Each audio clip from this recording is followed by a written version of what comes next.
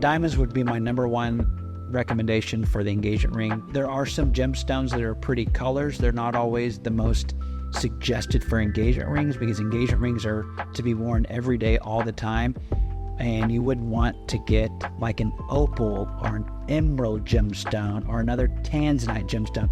Those are softer gemstones. A ruby or sapphire honestly would probably be our main suggestion for a colored gemstone in an engagement ring.